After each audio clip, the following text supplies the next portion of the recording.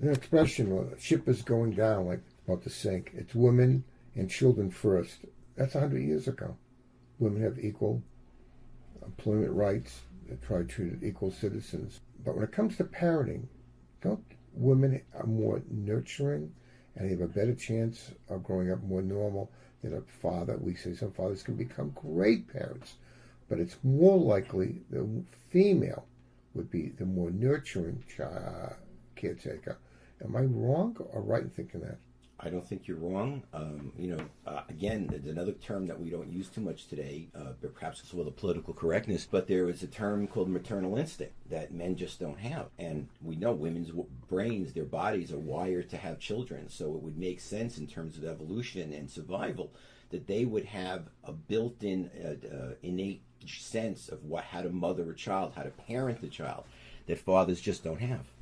Nicholas Sparks has this book, I think I mentioned before, where the father really had a form of autism. The son didn't really appreciate how hard he had to work to get through his disability. And the kid ended up okay. He didn't have a mother. And I got a lot of other books. So how much harder with the problem he did. In the end, it took a woman, a girl that obviously the boy fell in love with, to get the son to see the father in the correct light. It still took a woman, didn't it? Yes, women have just a much more of a sense of feeling, their relationships. They've done studies, and in terms of the discussion, women, when they speak to each other, it's very often very sensitive to each other's needs. They want to know about each other. They're interested in each other. They keep up on each other's careers, their children, important events.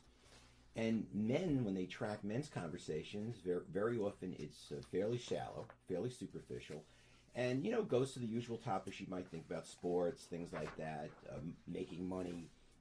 So as much as there's a movement afoot, obviously, to equalize the sexes and say that people are equally involved and entitled to things, which of course they are.